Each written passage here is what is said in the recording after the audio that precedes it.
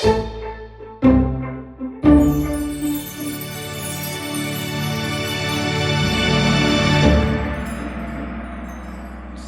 1 minute after the witching hour of 7:30, ladies and gentlemen. And so I'm going to start by saying welcome again to the Arthur Conan Doyle Center, however virtually, and how nice it is to see you on this Tuesday evening. I'm going any minute now to tell you that Charles Eisenstein is with us, but he had to go off and capture an escaped chicken. Yeah, there he is. Yes, he looks approximately the same. No violence occurred to any terrible degree. And Charles, I mean, Scott, could we unmute Charles so he can tell us the fate of the chicken? Yes. Yeah. Hi, everybody. I'm back, and the chickens, all 6 of them, were captured and returned to their confinement. Not sure how we feel about that, really. You know, I mean, confinement doesn't sound quite good. They have a huge. I mean, we have like a 1/4 acre of our yard that is, wow, they can range in. I mean, it's a lot of space. That's much better. I must say, I feel really ill when I think of battery chickens, and I know you were going to do that. Yeah. No, but they hop the fence and get into the neighbor's yard, and that's. Yep. Is there a better class of chicken to associate with in the neighbor's yard? Is that what it is? No. I hadn't thought of that, but it could be, yes. Okay, well, listen, ladies and gentlemen, it's a great pleasure to me to introduce you, as I just introduced myself, to Charles Eisenstein, who's kindly joined us from the other side of the Atlantic, here in Scotland, where we're currently saving the planet. Charles is a person of considerable, wide-ranging interests, and if you've seen his website or anything, you'll know that he both speaks about, writes about, and explains about a number of interlocking things, and I think that may be the theme of this evening's conversation. Charles doesn't have what you would call a prepared paper, and quite often, as you know, we like that. I've often just interviewed people, and it seems to go extremely well. There are several ways we could go, but one thing I'd like to start with is something which I know all of you I'm certain that all of you have thought of this. Outside the Arthur Conan Doyle Center, there is a sign set with a sort of Buddhist-ish wheel, and the name of good Sir Arthur. And then it says mind, body, and spirit. Now, there are questions about mind and consciousness which are relevant to us. And we all know that yoga and the qigong I've just come from doing have something to say about the body, which is more than just medicine. But the word spirit, what exactly does that mean, and how is it? And you remember last week, perhaps, I had a lovely conversation with Alexander McCall Smith, and it was great, but I did try and steer him towards the question of what spiritual meant to him. And he did talk about morality and the interconnection between people, but I wouldn't say that he focused directly on the tricky topic of spirit. So we're going to talk about, consumerism and materialism and things ecological and all sorts of other things. But I just wondered if Charles had a first take on why he does use the word spiritual sometimes. So, Charles, what do you think? Yeah, I often avoid the word spiritual because it suggests quite the opposite of what I want to present to the world, which is that reality is composed of 2 parts, the material and the spiritual. And the spiritual is better than the material. It's the sacred part. It's the godly part.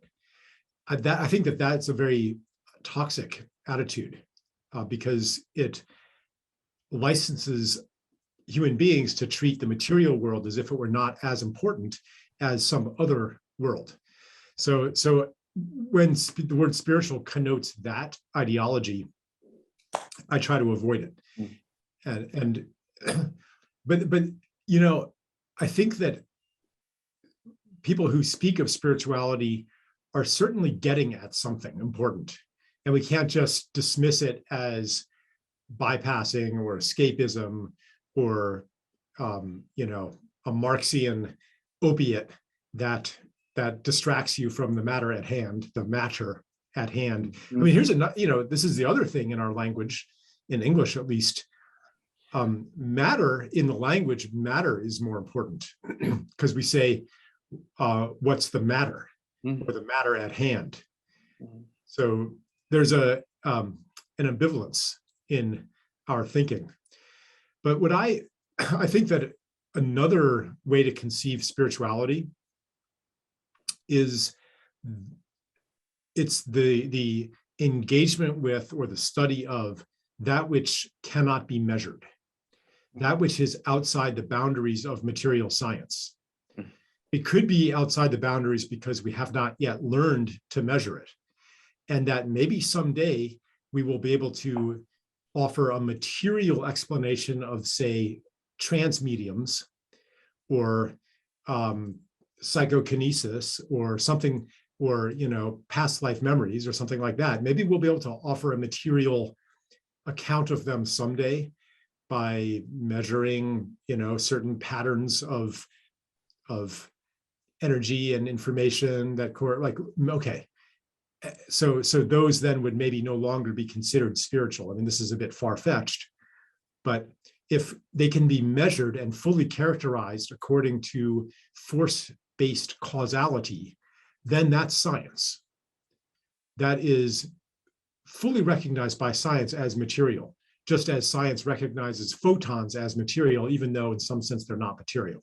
Scientists wouldn't say that belief in photons is a spiritual belief. Okay, so that's one category of the things that I feel happy to use the word spiritual for. It's those things that we have not yet been able to measure. But there's another category which is more fundamental, which is those things which we will never be able to directly measure because they're fundamentally beyond measurement. They're fundamentally qualitative. And the idea that there is anything that is qualitative, that is an unscientific belief. Unscientific according to the way science has been formulated, which is it's the study of the things you can measure. If you can't measure it, it's beyond the bounds of science and beyond the bounds even in scientific ideology, beyond the bounds of what's real. So that the question, is there anything that can't be measured? Or in philosophy, it might be, is there such a thing as a qualia, like something that is fundamentally qualitative? That cannot be answered by the kinds of proof that science countenances, because they countenance measurable proof. So we could speak of spirituality as the pursuit of the qualitative. So that's two ways you've used it. I like that a lot. The first way makes you sound like Rupert Sheldrake, who's very keen to say about things like telepathy that they're not paranormal, they're just normal.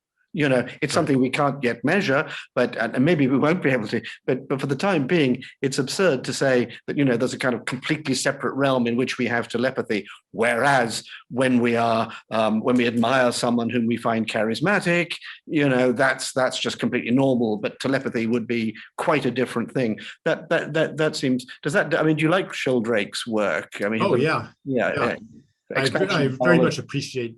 He's one of the most erudite people that I've ever met, and so lucid in his thinking. I don't agree with him on everything, on every topic, but I find him delightful to talk with. And yeah, although when he measures these things, he's actually measuring the effects of them. You know, he's not directly characterizing the process through the in terms of measurable physical entities. Okay. How do you respond then when I say that we always forget this, but we all know about gravity and it works in a funny way, and then since Einstein it works in an even funnier way, but nobody knows why it's there or what it is? And similarly with electromagnetism. So would telepathy not really go into that bag of something we might be able to play with in the future and organize a bit better and understand a bit better and know about the how, but we don't know the why of gravity. Right. So, yeah. Yeah. I think ultimately this boundary maybe dissolves. Yeah. When you get to the very base level of matter, it starts to look an awful lot like spirit. Yes. Well, I was suggesting in a talk I gave the other day that since there are 153 trillion neutrinos passing through whatever space it is in however short a time it is, but it isn't much. And they have no mass and you can't measure them and they're not really there. Maybe consciousness or spirit is just neutrinos that we will one day find out, because they're so like our notion of spirit. Anyway, but just to stick with your first point is then, so what about Philip Goff and his book called Galileo's Error? The error being that the only things which really exist are things which can be measured. And that leads him to panpsychism, so that there's consciousness everywhere as another way of bringing spirit back in. There's the things which can't be measured is the way you said it.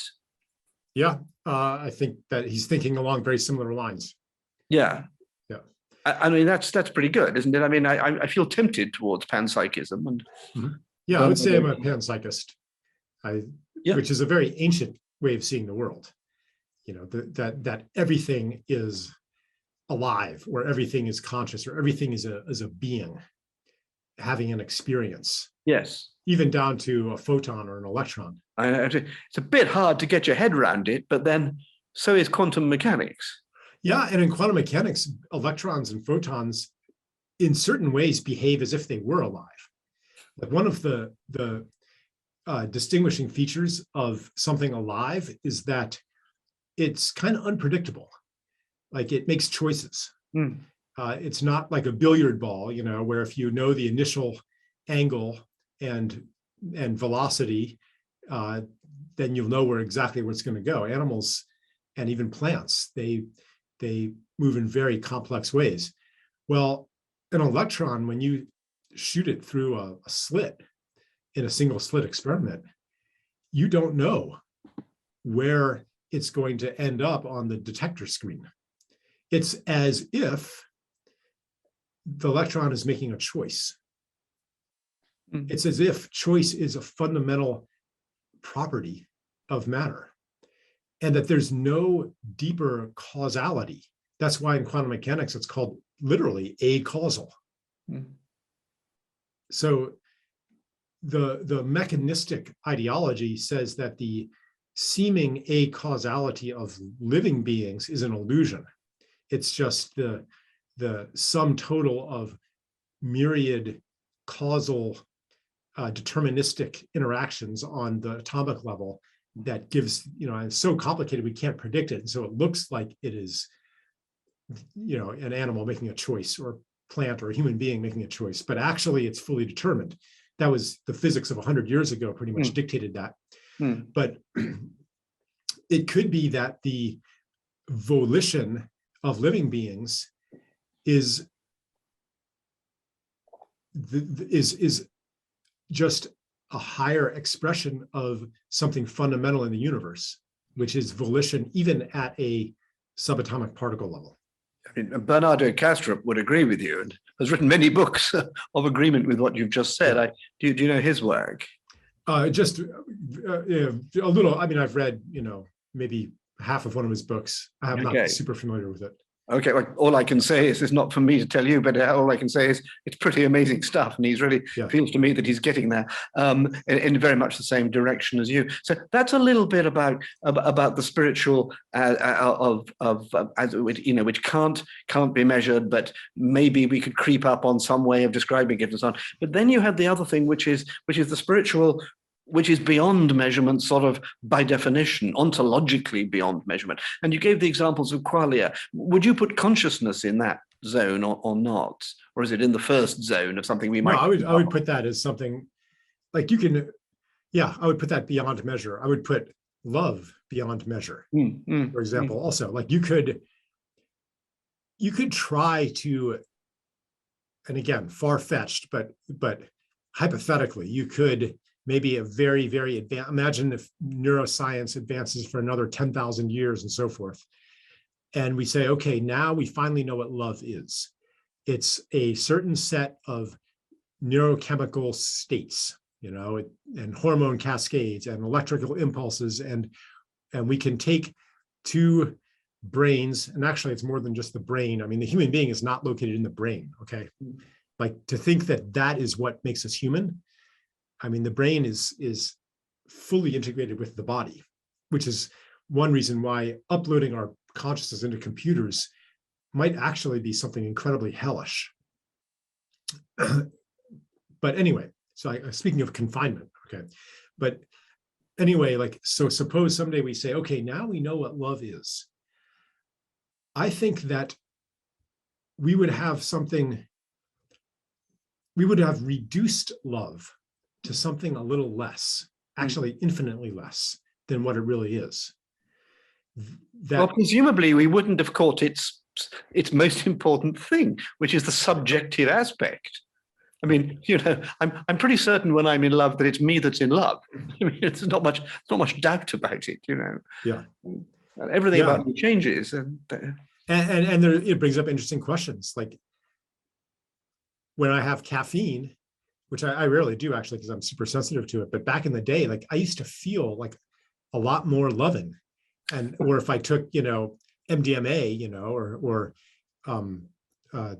sassafras root or something like that, like I might feel very, very loving. And a cynical person might say, aha, see, the reason you're feeling more loving is that it's doing X, Y, and Z to your biochemistry. Therefore, love is just biochemistry. That's one interpretation of that. It's certainly not the only interpretation. You could say that the chemical or the plant is connecting you to a larger self than you normally inhabit, and that biochemistry is opening a gateway to something. Like you don't have to say that that's what it is, but and this is related to Bernard Kastrup's ideas and other people of the body and the brain, especially being kind of a receiving station for consciousness, or a relay station, and not the origin of it. And you obviously give that priority to consciousness, which so many of us are now doing. I mean, consciousness is a big word for you. Yeah, not that I know exactly what it is, but I'm definitely sympathetic, because I mean, for me, like I've just experienced so many things in my life that simply do not fit into any reasonable mechanistic paradigm. That, like, this isn't just coming from my ratiocination, where I've intellectually examined the various theories and think that this one is the most coherent and empirically justified. This is also trying to make sense of personal experiences. Yes. Yeah, of course. And I'm sure that's true of all of us. I mean, many of us, Jeffrey Kripal's book, The Flip, which is scientists and sort of people with a lot of good ratiocination who've had a flip towards an openness towards something you might call spiritual. And I think many of us have that. And that kind of pushes in moments of doubt when you think, well, maybe the materialists are all right. You then remember that peak experience, or well, what's going to account for that? I don't see that being accounted for. By the way, could I say to everybody that the chat is open, and I'm very pleased to start bringing in some of the questions in the chat if you'd like to put them in there. I've got another question myself just now, but that'd be great. But could I just say to Suzanne Taylor that you've put a question in what appears to be Serbo-Croat or some other foreign language, which I think maybe is a series of typos. But anyway. Listen, so I mean, Charles, what I was going to move on to was that I know one of the things you're very big on, and you've gone from spiritual to connected love and so on. You're very keen on interdependence, just as you're keen on the interdependence of presumably mind, body, spirit, which would suit us very well, but the interdependence of people. I mean, is this a sort of ecological, green thing, our interdependence with plants and the planets and so on, or is it broader than that or more specific? Humanity is interdependent. That's fairly obvious, but do you take it further? Yeah, for me, it's like interdependence is part of it, but I like to speak in terms of the Buddhist concept of interbeing, which goes beyond this conditional interdependence. Because if you're only in interdependence and say, yeah, we humans are dependent on the algae in the ocean to make oxygen and the rainforests to anchor the water cycle and so on and so forth, then you're also implying that if we could come up with technological substitutes for these beings, we wouldn't need them anymore. That it still affirms a fundamental separation. And in fact, if you look at a lot of where certain sectors of the environmental movement are, especially around climate change, they are very enthusiastic about this kind of solution. Like involves geoengineering, basically, is the word for it. That and their opponents usually say, oh my God, this could have catastrophic unintended consequences if we bleach the sky white, with sulfur aerosols, or seed the oceans with iron oxide, or do all, there's all kinds of these, geoengineering schemes. We better watch out for unintended consequences. But neither side in this debate acknowledges and I'll say a qualitative loss, but that doesn't mean it's nothing, of part of our being. Like when a species goes extinct, because we are interexistent with all existence, then something in us goes extinct as well. You may have experienced this directly. I did when I visited the place I grew up, and there was this kind of green belt, this like undeveloped land that was several hundred hectares in extent, maybe 1,000 hectares even, that had, berries and like this magnificent willow tree and these grassy fields. And I used to go up there when I was a teenager. And I went back there as an adult, and it was destroyed for houses, And like this place was so real to me.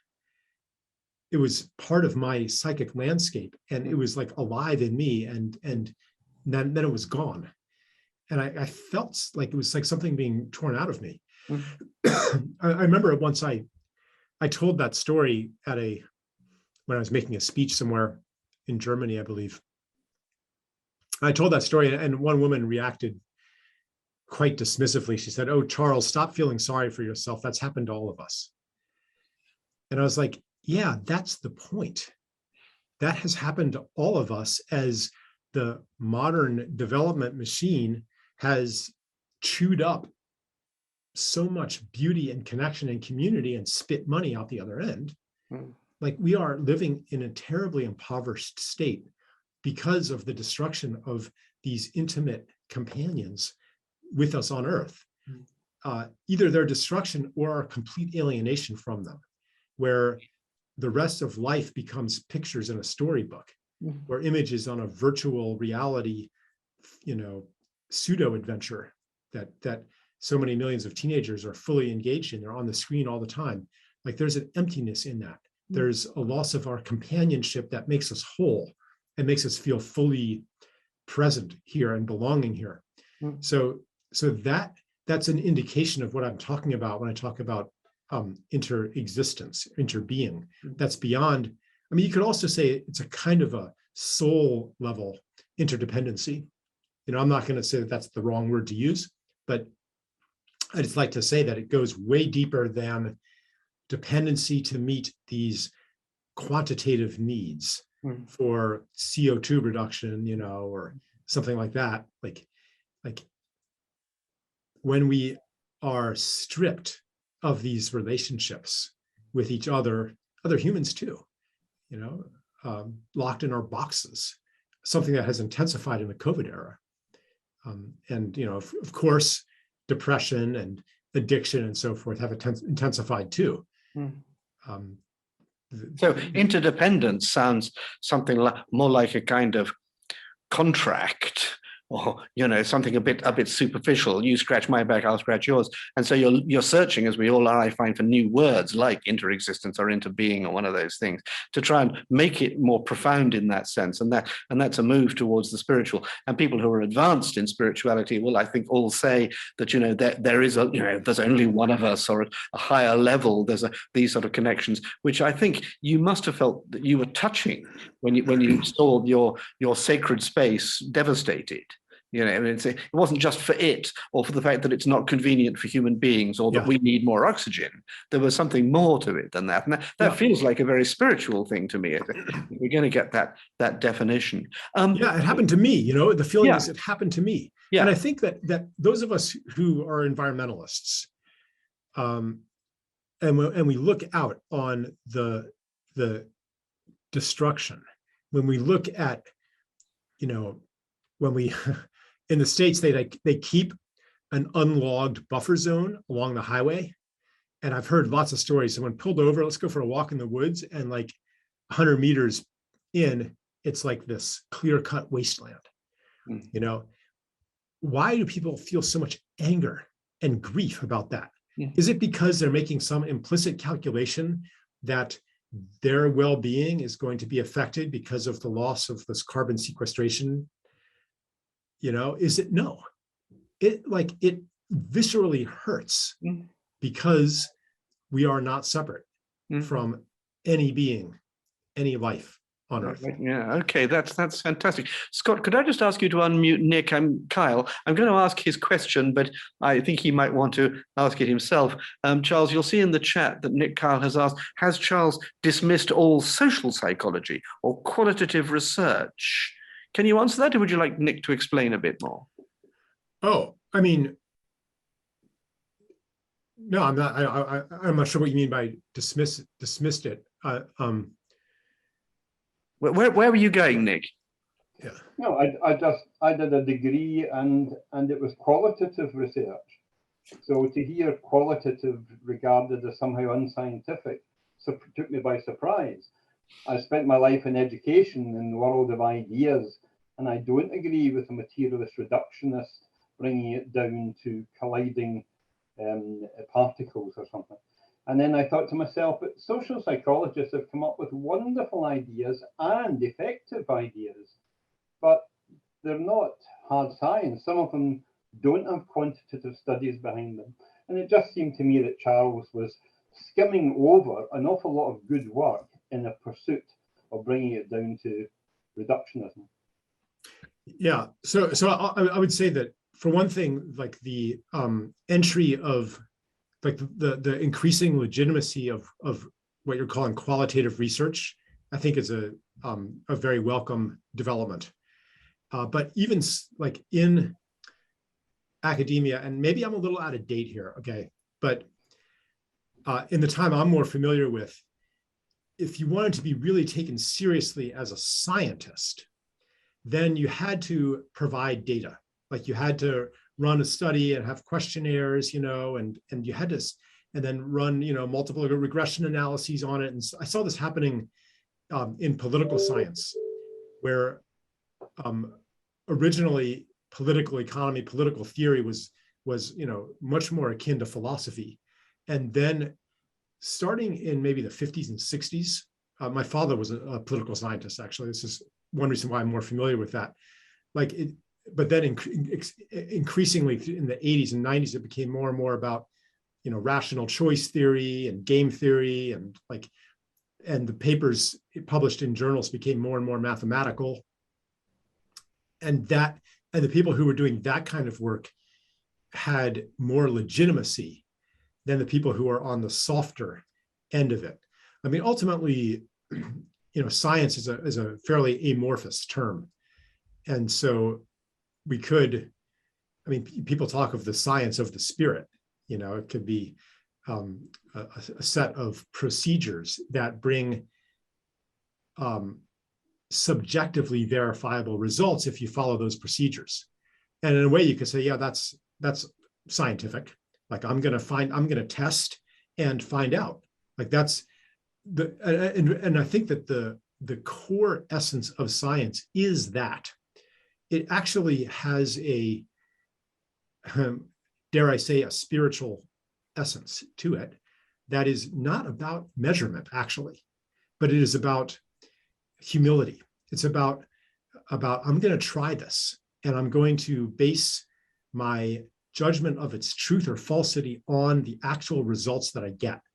That makes it a science in a sense that transcends quantification. So therefore, if you are in using that larger sense of the word, I would say, yeah, like the social sciences are sciences, even when they are qualitative. Okay, that's really interesting. I think that's a borderline which interests me as well. Listen, I'm going to plunge into love. I'm not going to ask Peter Bruin to qualify or quantify his reference to "I want to know what love is" with the capitals in there, showing it's the title, I presume, of a song. Nor am I going to ask Pauline Morgan to answer the question, surely you can show us if anyone can, Peter, which I think that's a bit worrying, especially since I'm married to Pauline. But I'm going to go to Bob Steck, who quotes Mencius, "The ways are two, love or want of love, that is all." Well, we know that. I don't know, I might unmute Bob to see if he has anything more to say about that. But one of the interesting things Bernardo Kastrup constantly says, I think, is that love, and Eckhart Tolle says the same, love has no opposite. Of course, you think of hate, but there's some way in which love is an absolute that has no opposite. But I suppose if it does, it would be want of love. I mean, what do you think about that? I mean, we like to talk very positively about love, and love makes the world go round, and all the lovely spiritual ways we use the word. But what about that? Without going as far as hate, what about just lack of it? Want of love. And I don't know whether Bob wants to say anything or Charles wants to speak straight away. Yeah, Bob, do you want to add to that? And then I'll. He's got Stonehenge behind him. He's in a strong position. Thanks. No, as you were talking about love earlier, that quote came to mind. It's one of my favorites. That I think people who have had spiritual experiences with a feeling of overwhelming love, would just agree, with that statement of Mencius, the philosopher. That is it. I mean, with a capital IT. Yeah. There must be a but coming somewhere. So I see you're in Naugatuck, Connecticut, which is just down the road from me. I'm in Rhode Island. So anyway, yeah. If love has an opposite, I would say it would be isolation, separateness. Mm-hmm. Sometimes I think of love in terms of an expansion of myself to include somebody else, so that it no longer makes sense to say that your joy or your pain is irrelevant to me. Like, I love my children, and if one of them is in pain, like, I cannot feel good. I don't feel good because I love them. And if they're happy, it makes me happy. So my myself is not just this separate, skin encapsulated consciousness or whatever. And I'm a self. You've got a bigger aura around you or something. Yeah, like they're part of myself also. Would you say that looking at that want of love, I mean, to expand a bit, that unconditional love, that we feel in altered states in particular, it is because it's unconditional. It's given freely, and we stand or kneel in awe of it. Whereas the want of love, is the grasping, ego-driven, I must have this. What do I have to do? I'll do anything to get what I want love that is, maybe not money's the root of all evil, but want of love is. Yeah. I think that grasping is a consequence of the isolation, of the alienation, of the stripping of relationships. And it is, as you were kind of pointing to, very similar to an addiction. Earlier I mentioned these teenagers, addicted to video games and stuff. Like, it's not because they're weak or bad that they get addicted. It's that they're seeking to restore their full selves, which are connected selves. And when those are not available, then the hunger to reconnect, it can be directed at anything. It's an unquenchable thirst or hunger that we're like, the soul wants to restore, wants to heal, wants to grow, wants to expand, wants to dissolve the illusion of its separateness from all the rest. So that wanting, even if it takes torturous forms and goes on long paths, eventually it comes back to its true goal, which is, you could say, to reconnect with God, but God is everywhere and in everything. We want to be whole again. And we have stepped into a modern matrix of separation, with like trailing a thread behind us and doing our part, each of us, to reknit the fabric of being.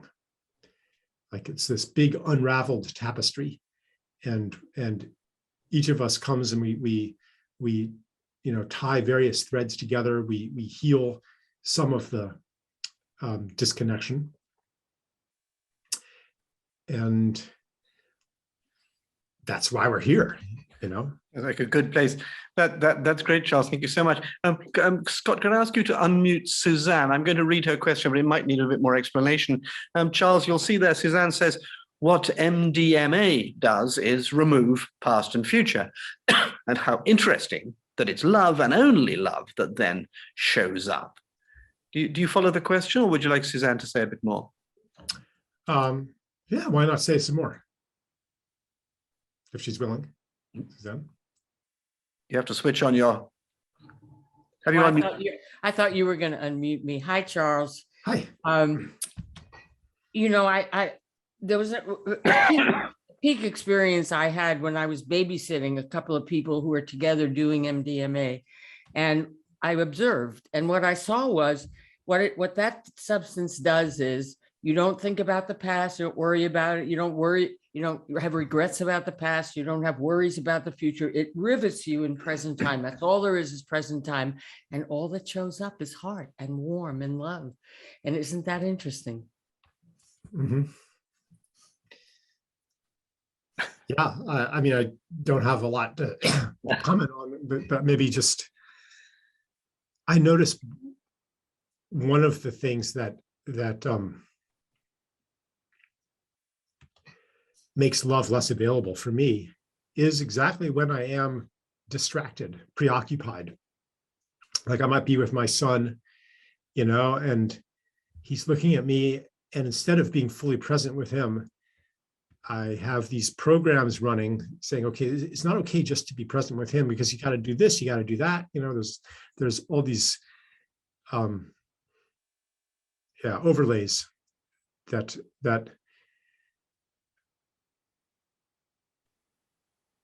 and then sometimes, they're lifted, or I make a conscious effort to be present.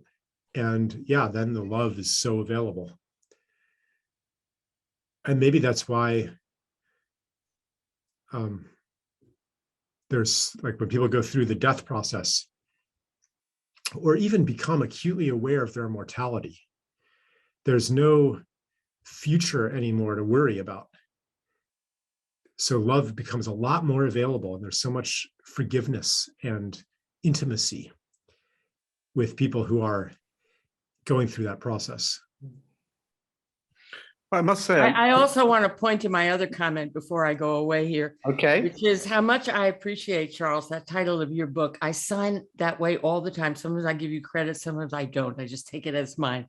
To the more beautiful world our hearts know is possible. It's such a beautiful way to sign off on things. So thank you for that. Yeah. Could you just say the title again, please, Suzanne, so everybody hears it? To the more beautiful world our hearts know is possible. I'm not sure if it was the title of your book or something significant that you said. The title, yeah, The More Beautiful World Our Hearts Know Is Possible. Yeah. That sounds absolutely great. Well, I'm glad you mentioned, thank you, Suzanne. I'm glad you mentioned death, Charles, because one of our regular Zoom participants, Evelyn Elsa Esser, has asked a question that she often asks because she's the world expert in it. She wants to know what you think of spontaneous after-death communications. So we're now moving into the sort of really genuinely spiritual, even spiritualist, not quite, world, where we're talking about after-death communications from the departed. I mean, if we get into that territory, what's your general reaction? When I encounter those, I just feel like this awe and gratitude and wonder, you know. I hesitate too much to try to explain it, to try to make too much sense of it. To say, okay, here's what's happening. You know, it's the soul, and it's here, and it's da, da, da, da, like, or it's, you know, the holographic image of that person in this person's brain, and it's not actually that person communicating. I mean, there's many theories about what's actually going on, and I find when I go too much into those theories, there's a kind of an untruth. Even if the theory is true, the untruth being like the feeling of receiving this gift diminishes. Mm-hmm. So maybe we're not supposed to try to figure everything out and to make sense of everything. If there's anything that maybe we shouldn't or cannot, let's not say shouldn't, let's say cannot ever satisfactorily make sense of, it is what happens after death. And the reason is that in order for us to fully inhabit this dimension, death has to be a mystery. There has to be an integument, a border containing this world. It's not a perfect border. Things from other Bardo states, other worlds, they kind of peek in, you know, but there has to be something of a container for us to have the experiences that are particular to this world. So I think that as long as this realm persists, that death will offer us a mostly impenetrable mystic veil. And maybe there are some people who see through that veil, but then there's a veil between me and those people. Like, how do I know that this person, should I believe this person or that person, you know, their account of the other side? So I'm happy to keep this matter something of a mystery. And when I do that, I'm actually able to receive it more, not less, more. I receive it more when I allow it to be a mystery. And that's just me. I mean, you know, then there's an intellectual side of me that is actually very curious about, you know, what does happen, and you know, which of these, I enjoy playing with hypotheses. And then there's maybe one more thing, like my ego, the part of me that's terrified of total annihilation, clings to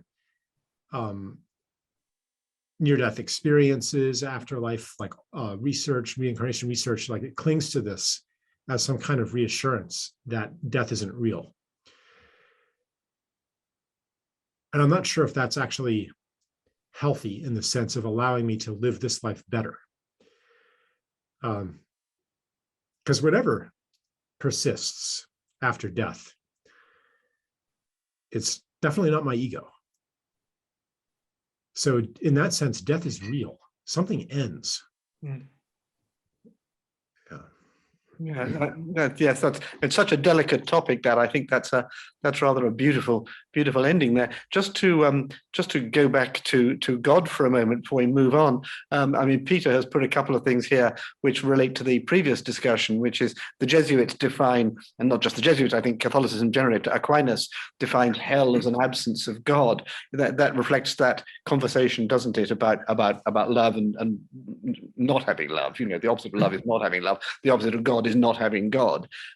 So God is love, if you see what I mean. It's not a perfect piece of logic, but I quite like that. And they also say that God is love. And so, that seems to me to be a useful way, actually, of approaching the indefinable concept of God, as it were, from a slightly more sort of humble level. When you know that you're in the absence of love, then whatever it is that God is, that's what you haven't got. And when you know that you're in the presence of love, then whatever God is, you're in his presence. Something like, is that too religious for you, or would you go? No, I think it's a wonderful way to engage this matter. Yeah. Yeah. Okay. Good. Okay. And I would like to myself move on a bit now. You do have thoughts about the future of humanity. You have written about the future of humanity.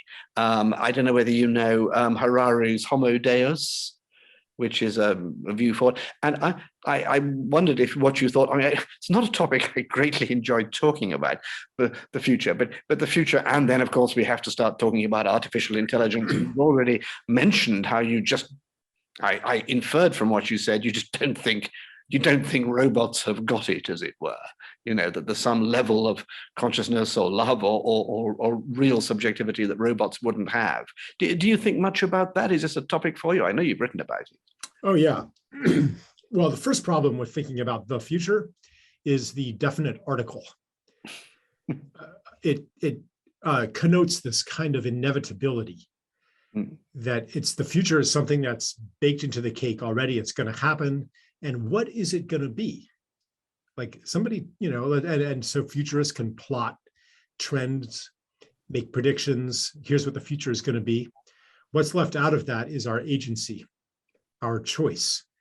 So I see it actually as multiple futures, that multiple timelines that converge upon the present and that depend on the choices that we make, certainly in a collective sense, but there's a helplessness in that too, isn't there?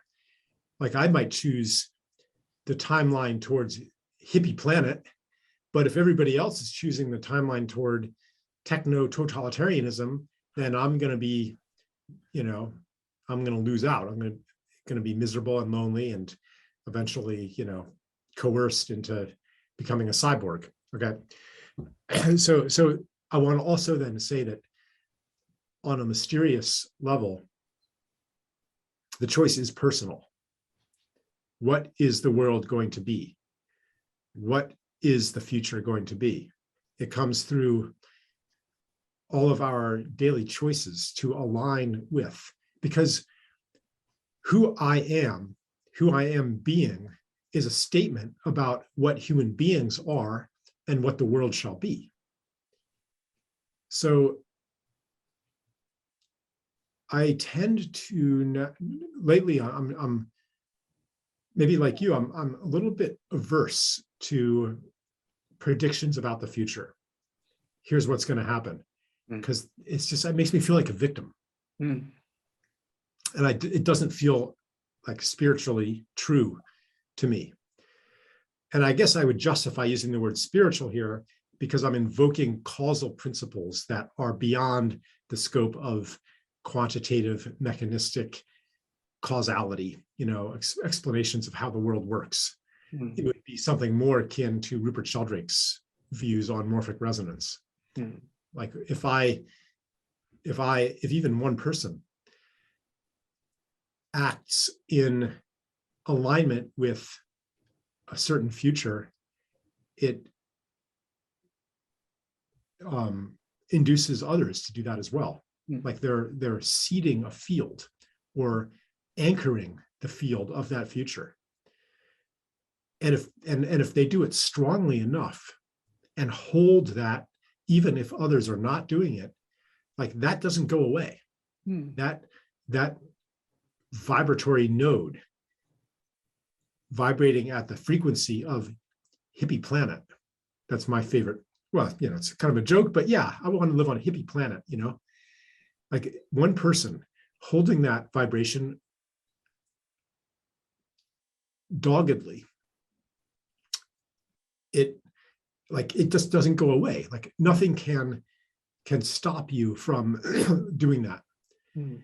And it is therefore a constant invitation for others to co-resonate with it. Mm. They don't have to accept the invitation, but you hold the invitation and you hold it and you hold it. Now, certainly it's much easier if others are holding it too. But ultimately, this is a choice that each of us have about what the future will be. Mm. Well, this may be a moment to move very slightly closer to politics. Before we do, I think I'd just like to read to you what perhaps everybody can see, which is that Evelyn, the lady who asked about after-death communications, and you sort of said, well, I think what you really said was, if we had a full explanation for them, something would be missing. If you've got a really clear-cut explanation, no questions, then something of the mystery is lost. And she says she also likes to leave a part of the mystery, which doesn't prevent her from studying ADCs. One thing doesn't exclude the other. You can still study them. It's like sort of getting closer and closer to something, but never arriving there, just finding out more about it, while allowing it to be the mystery at the end of the tunnel, as I suppose many of these things like. Yeah, well, I'm not saying that we shouldn't study such things. Sure. Yeah, sure. I'm just saying that they have a value that doesn't depend on understanding them too much. Sure. But yeah, I think they're fascinating. I mean, I'm You've obviously read the books about NDEs and everything, as we all have. Well, but just to move a little bit down onto Earth for a while, you don't have an academic post. What do you think about the cultural state of the world, the intellectual state of the world, the state of academia, which is the flagship of the intellectual world? I mean, America is the country which, like Britain and a few others, has the great universities and the great traditions and the great Nobel Prizes and the books and everything, and it's all wonderful. I mean, do you feel optimistic about academia? I mean, is that somewhere you could go and help, or do you think there should be a department of making a hippie planet, or whatever it is that you want? Where would you be on that? It looks to me from the outside, and I have friends on the inside, but it looks to me from the outside that it's a pretty dysfunctional institution at this point, heavily influenced by money. By politics. In this country, it's like tearing itself apart over political issues around identity. There's increasing censorship within the academy. More and more academics can't make a livable salary in this country. Much of this is true in Europe as well, I may say. Yeah, the quality of education, it just gets dumbed down year after year after year after year. I remember when I was in school in the late 80s, I mean, one class would sometimes assign 5 or 10 books to read, it was, and I remember I briefly taught one course at Penn State University, and I overheard one student complain to another, we have to read a whole book for this class. And I started out, giving a big thick reading packet, because okay, they're not going to read whole books. So I'll take a chapter from here, an article here, I made a reading packet. Every semester I would slim it down because they wouldn't read it, and they couldn't write, like the majority of the students could not write a coherent paragraph. I was like, hold on, these people should not be in an academic institution. They don't enjoy it. Like they're only doing it to get a diploma so that they can do well in the job market. I even took a poll of my students. I said, okay, multiple choice. I am in school, A, to get a degree so I can get a good job. B, to satisfy my parents. They'd kill me if I didn't go to school. C, not sure. It's just the thing to do. Everybody does it. Or D, to satisfy my thirst for knowledge. And in my typical disarming way, I invited candor. I would usually 35 or 40 would say A, 2 or 3 would say B and C, and sometimes none would say D. Or it might be 1 or 2 out of 40 something students. And I'd be like, okay, so you're not actually here to learn. That's pretty alarming, isn't it? Yeah. I wonder if you could expand it to, considering what we've been talking about hitherto, to the idea that now people don't go to church, particularly in Europe, less so than in America, and don't go to Sunday school or whatever, and don't read the Bible. I'm not saying you should do that, but they don't.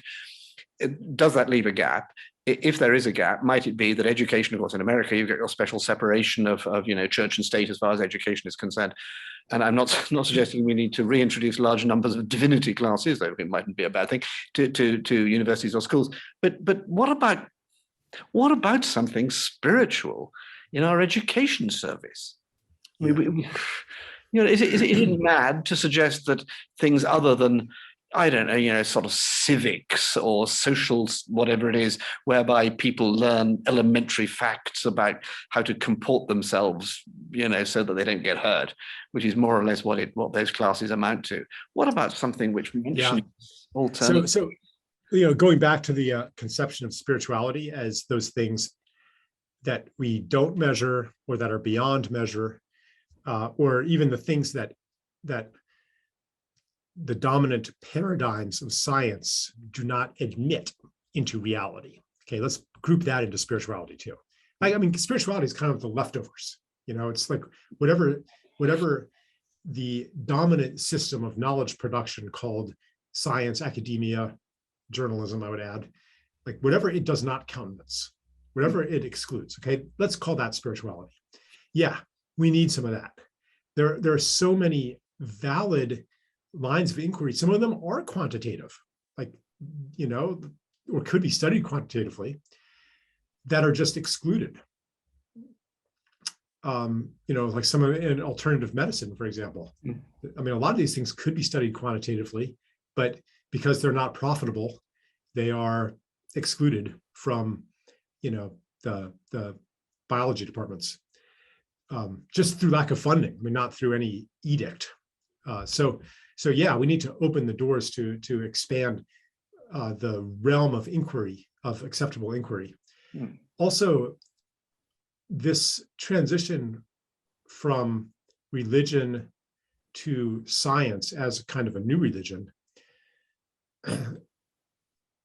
like science was the replacement for religion, in the sense that it answered many of the same questions that Christianity answered.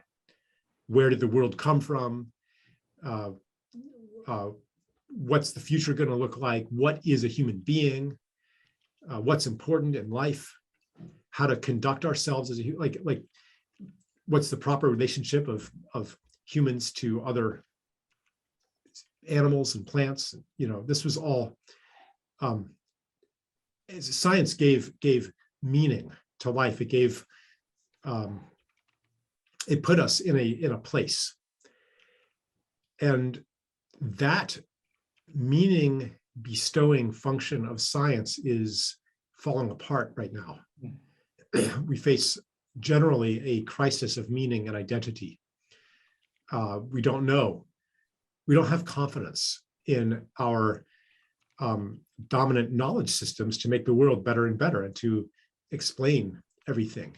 It's no longer satisfying.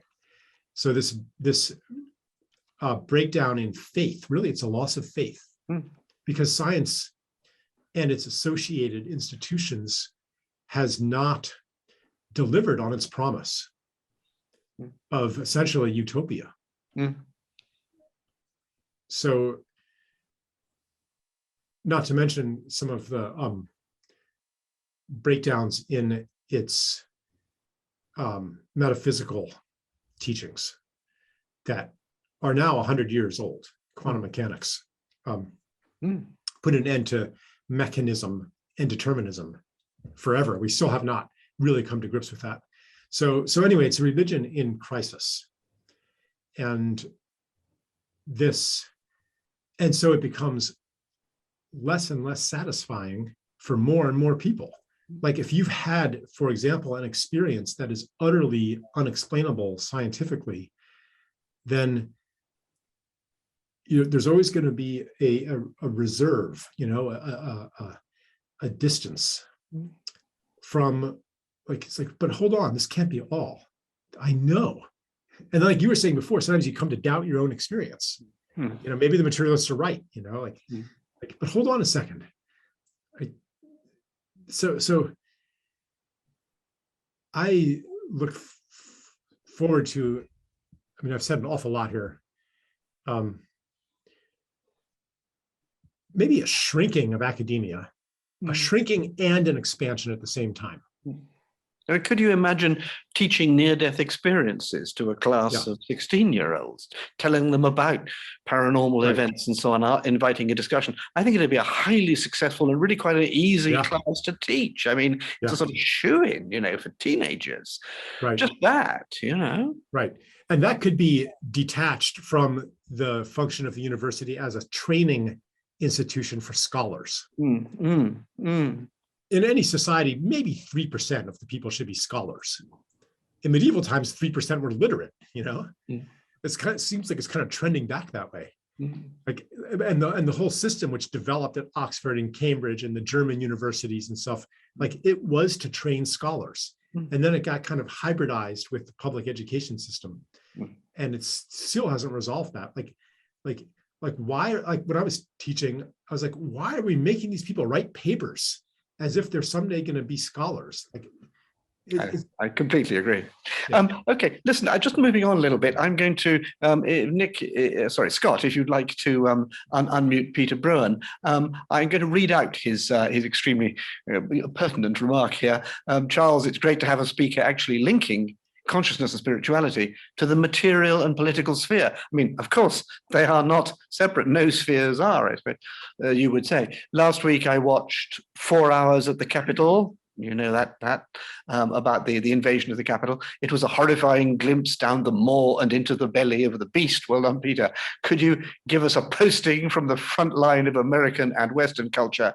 How, if at all, can the Proud Boys get on board your hippie planet? There's quite a challenge there. Maybe Peter want to say some more, but let's have you first, Charles. Yeah. I saw an interesting video a couple months ago.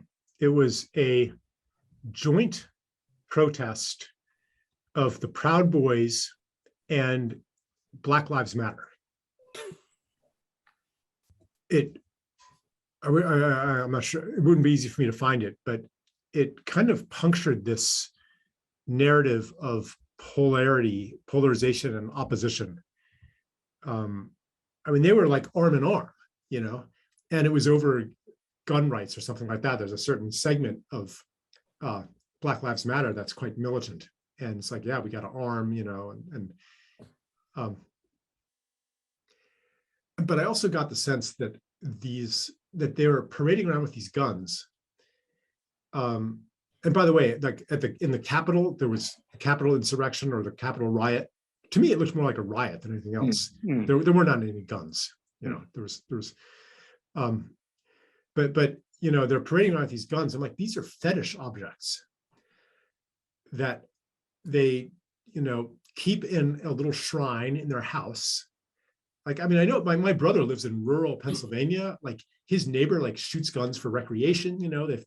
They keep them in a little shrine called the gun cabinet, and they take them out and they perform a ritual with it, and they worship these things.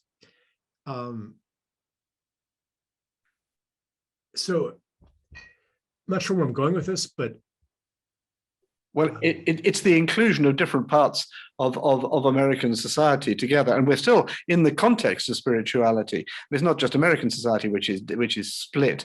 I mean, there's you talked about a country tearing itself apart. I mean, more guns on either side, or isn't going to make the slightest difference, is it? Or I mean, and there's some strange sort of polarization between people who, as you've just said, in some respects agree with each other. Yeah, I feel, here's what I think. Okay. I don't think that these guns are ever going to be used, even though it looks scary. I mean, this country is armed to the teeth, and at least judging by online interactions, people are at each other's throats. There's a decline of civility. But I also sense an increase in empathy and humanity somehow. It was especially noticeable before COVID, where I would go through security at the airport, and there was almost a camaraderie. It's like, yeah, I have to do this. I have to inspect you, but, none of us really believe in this. And people were becoming friendlier and stuff. When everybody started wearing masks, it was a lot harder. It actually was a huge step backward in the progress of this. It's a lot empathy. It's a lot easier to dehumanize people when they're wearing a mask. So that kind of put a governor on this increase in empathy. One of my friends is a deep Steinerian disciple of Rudolf Steiner, and he says, yeah, like Steiner predicted at this time, and it is happening, that new cosmic energies are coming into Earth and from within the Earth that are elevating our consciousness. And it requires greater and greater control to keep consciousness down. The level of control that kept us fighting and enslaved is no longer, the level of control that had once succeeded at doing that is no longer sufficient, and it has to be amped up and amped out. So I just wanted to mention that video as there's something else going on behind the media's effort to highlight the polarization, to highlight the conflict. Okay. Yeah. I think the media tend to do the opposite to a very large degree. I mean, you're talking to us today, Charles, and I live just outside Glasgow, where the fate of the world is being decided these next 2 weeks. And that sounds hyperbolic, but it's real. And the evidence of the first couple of days, we don't stand a chance in hell of saving the planet in the next few years. There's a lot of posturing going on. Bolsonaro's here, making noises and signing agreements not to do any more deforestation, while they're getting rid of 6 football pitches every minute in the Amazon. I'm terribly pessimistic about it, and it seems to me that the only way that the planet can be saved is by 2 means. One is an intergalactic intervention, which I'd like to happen, and there may be some scant evidence that at least there's a possibility of that. I'd like to think so, but I'm not banking on it. And the other is the kind of spiritual transformation that you're talking about. How that can be achieved, though, again, I can't put any dollars on that either. When I look at 4 days in the capital and see how the most expensively educated nation in the world could be close to being the stupidest as well. The evidence of the Proud Boys. It's about capitalism. I'm sorry. I'm an old Marxist. It's about capitalism. The capitalist system will kill the planet, and unless we change, unless there is another kind of revolution, then we don't stand a chance. Sorry. Yeah. So have a nice evening, folks. Yeah.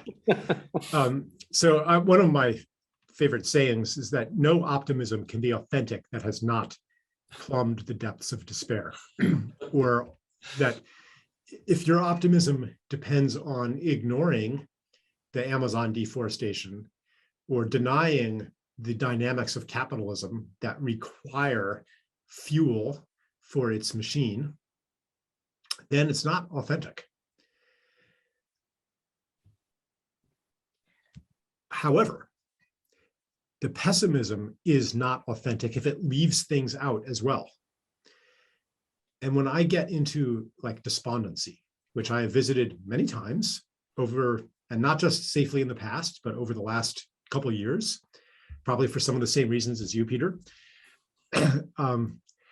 I notice that I am, in those times, I exclude certain data points from my logic, especially those that point to realms of power and possibility that overturn the despair. So, so for example,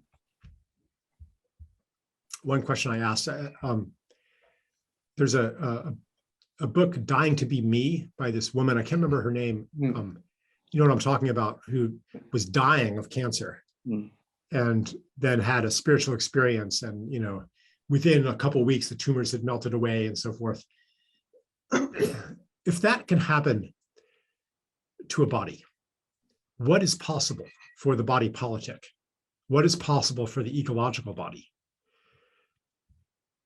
If we recognize that reality and causality are so much bigger than what essentially a capitalist system has narrated to us, because our financial system, our economic system, and the foundational tenets of science are closely related. A separate Cartesian self in a world of other, in a world of force and mass. Such a self naturally will seek to maximize rational self-interest. And capitalism is founded on competing separate units, like the neoliberal self, seeking to maximize their financial self-interest. Economics as a theory is built on that assumption. And it plays out in capitalist economics. It's the same assumption of separation. So if now here we are, you know, this lecture series is part of the overturning of this assumption in, you know, in a spiritual sense. Like, I don't think many of your lectures are about economics, but no, it's part of the same movement. When we understand ourselves as not being discrete, separate individuals, capitalism no longer makes sense either. If I understand that your well-being is part of my well-being, that your wealth actually is my wealth, as it was in a hunter-gatherer society, which ran by sharing, in which if you were generous and gave everything away, then people would be generous to you too, where wealth was relationship. As we like, that is not true in a capitalist society, unless you go to a very deep level, like beyond economics. But it is fundamentally true about the world. And capitalism is based on a delusion about the self. So as we overturn that in one sphere, it naturally has consequences in other spheres. People take psychedelics and they decide to give away all their money. That might be an example. So once this movement in many, many spheres crystallizes, change can happen very, very fast. If it doesn't happen, then yeah, I agree with Peter. We're fucked, and not in the way that we like. I'm not sure if that language is appropriate for this distinguished lecture series, but what I'm saying is it is hopeless. Without a change on that level, it is hopeless. Technocratic fixes are not going to get us out of this problem. So you're back to your original idea of interdependence, interbeing, those sort of inter things, and the spiritual aspect of that, which would be the consciousness, which would change the other things, rather than just finding sort of, as it were, economic ways of changing the economic things. Yeah. Matter of consciousness there. Right. I'm not saying, okay, here's the formula, we change on a spiritual level and hope everything else changes. What I'm pointing to is a movement that is welling up in every sphere and that has not yet reached its crystallization point. It's going back to what you were saying about the holistic self, about you being, all the parts of you being connected to all the other parts of you. It's the same in the political and the material and the social sphere. Basically, we're living through an illusion of we don't live holistically. The political system is not holistic. Right. It doesn't. It's not. It actually is, but the institutions get in the way of it. So it's about finding the way of the transformation has to be in that holistic sense that you were talking about, back to fundamentals, back to basic stuff. Right. I think we agree with that. Sorry. All the world's problems that seem so hopeless, like whatever happens in Glasgow, I mean, maybe it would be realistic to think that the deforestation in Brazil will be reduced to 5 football fields instead of 6 every day. It was every 10 minutes. I got that wrong. It's right. only 6 football fields every 10 minutes. Right. So, right. Like that would be, if we're going to stay with what is reasonable, feasible, practical, that would be about as good as we can do, which is not good enough by any stretch. So on the other hand, in fact, all of these problems that we face are actually easy to solve. The climate crisis is easy to solve technically. All we would have to do is convert, not even all, if we converted 1/4 of agriculture to regenerative practices, like that could sequester all of our emissions right now. If we devoted as much energy as we devote to the military, to ecosystem restoration, to planting ecologically appropriate trees, like a lot of the forestation programs are actually harmful. But if we, consult with indigenous people and multi-generational people who understand the land really well, and they work with scientists, and we reestablish forests and reestablish wetlands, don't leave those out. We put half the world's oceans in a conservation zone so that the fish and whales can regenerate, and by the way, produce even more food with regenerative practices than we produce now. More labor, more gardens, more time in the soil, but not hard technically. Like this healed world, this more beautiful world is this close. So it's this close, and it's also impossibly far away. From the perspective of what's going to happen at COP26, it's impossible, to get anything even close to what we need. Yet at the same time, it's so close. What has to change to access it being this close is our consciousness, our values. And it comes down to our understanding of who we are and why we're here and what is real and what the world is. And that's why I even participate in things like the Sir Arthur Coyle lecture, Conan Doyle lecture, because I think this is important. This isn't, some philosophical sideline that is irrelevant to the grand project of world saving. It's the only way. That's a marvelous wake-up call, Charles. And I find that very inspiring, and I'm sure everyone on this call thinks it's probably true. I would like to soften the conversation just as we move to a close here, soften it slightly. I don't know whether Pip has appeared, have you? That's good. If she perhaps could be unmuted. She's got a couple of things here, but funnily, she talks about arms control and a couple of things, gun control. In fact, I would like to go back to the topic, which is a softer topic and equally optimistic and less grand, which is where she just says that she agrees with all the education suggestions in the matter of adding in spirituality, but also, and just think of this, think of your own school education and just see what she says here. Also classes on nature, cooking, money management, relationships, etc. And I mean, we're not going to sit here and invent a curriculum in the next 5 minutes, but the fact is that I don't remember being told, I mean, things have slightly improved here and there, no doubt. I don't remember being told any of those things. I was taught elementary elements of chemistry, and I was taught Greek, German verbs. I'm not against those things, but they have, well, actually, I am learning German now, but it has nothing to do with what I did at school. So they really have made no difference to my life at all. But if someone had told me a bit more about relationships, a bit more, I mean, I know this is perhaps sounds a little naive, but surely Pip is right. I don't know whether, Pip, you'd like to say something about that. I mean, something more than I've said. No, I mean, I think reflecting on my education and looking at education around us, I think it's really been designed almost to dumb us down. Mm-hmm. You know, I learned so much and so much.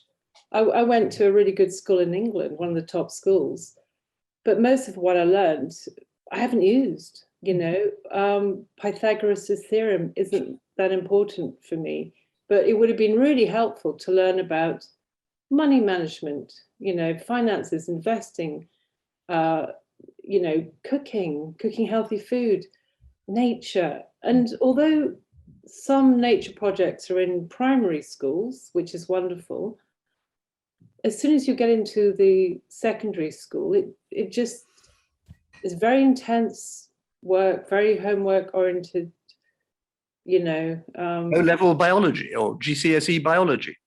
Yeah, and I remember particularly in geography, what would have been really great would have been to be taught, this is the world, these are the different continents, these are the countries, etc., you know, breaking everything down. But instead we'd focus on, you know, the water irrigation system in Holland, you know, just little pockets of things rather than, you know, I mean, my geography is terrible. I really have to look at a map sometimes, you know. So yeah, that's just my thoughts. So something more holistic as you're hoping for geography. And I mean, all the other things, there's a softer and a more human way of teaching things, I feel, and a way which makes engages your emotions to some extent. But I don't know. Charles, I mean, we're going back to a point there, but it's about education, which I hope will be the end of our conversation on an optimistic note, because education is a possible lever, isn't it? Right. So when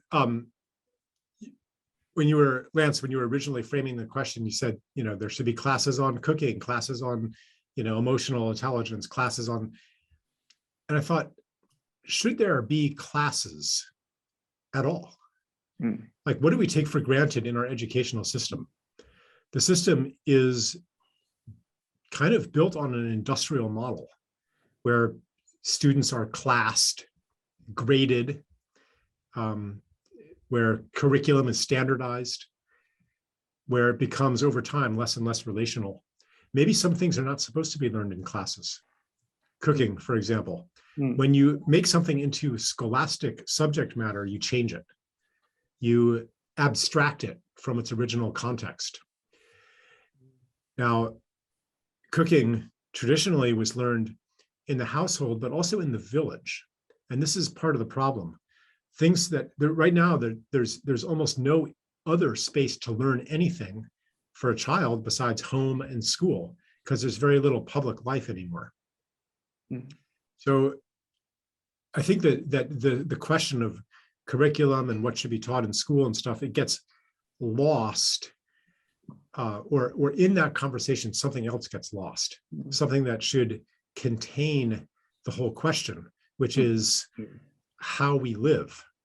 Like the whole idea that children are to be confined into children-only spaces where learning happens for most of their childhood. Like, why do we assume that? That's good. Yes. Yeah, that's more radical again. Of course, you're right. Mass compulsory schooling didn't start until the late 19th century. Sure. And people thought it was a bad idea. There were riots in many cities. Like, you're taking our kids away, you know, and they become institutionalized and thereby accustomed to institutionalization. Like, that's the kind of thing we need to start looking at. Like, our emotional intelligence might be stunted already by our being plucked from an organic context and put in an institution in standardized rooms in a building that was designed like a factory to go through a standardized curriculum. Like, all of that is dehumanizing already. So like, I don't, my children, they've gone to school here and there. My youngest right now is the only one of school age now. He doesn't go to school. Mm. We have a little homeschooling pod. There's no sharp boundary between school and life. Mm. He learned some academic things. And for those, maybe you do need a class. Like, I'm not saying that classes are bad. There are certain things that might be best learned that way. There are certain things that require apprenticeship. Originally, academic training was like apprenticeship. Mm. That was you would apprentice to the professor, and the more advanced you got, the closer the apprenticeship was until you got your PhD. There's still a little bit of that, actually, a vestige. But so I think that, yeah, I guess what I would say is that we need to much more broadly rethink education and put everything on the table. That might be the way forward. I do agree. Well, listen, in order to end on a positive note, I'm just going to read out a comment from Christine Smith here before I thank Charles for a very interesting evening. She says, with the energetics that we know, the energies that we know come out of thoughts and the co-creation that is possible if everyone focuses together. If we all focus on negative outcomes, things won't change. Shouldn't we try to visualize? I mean, it's the old thing, the Buddhists like it, and lots of people want it, psychotherapy and so on. Should we not visualize a positive outcome in order for the positive outcome to be brought about? Shouldn't we, as it were, keep up our spirits, which gets me back to my favorite word, which is where we began, the spiritual, keep up our spirits. And we could perhaps hope, ladies and gentlemen, that the spirits, tentative as they often are, might perhaps help us to get to that sort of a point. But we're going to have to leave it there. And I'm really grateful to all of you for coming and all those who contributed. And there were a lot more things, a lot of things in the chat, which I've greatly enjoyed.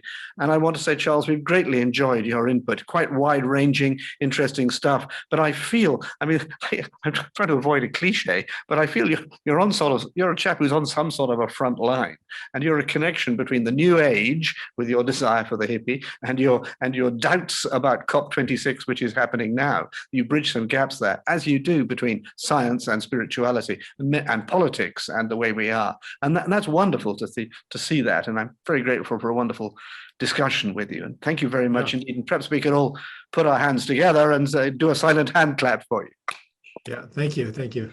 Yeah. Okay, so goodbye, I'm afraid. And we'll see you again, I hope, Charles. And next week, I may see some of you other people as well, which would be very nice. So goodbye from the Arthur Conan Doyle Center, and good night, and thank you, Charles. Thank you.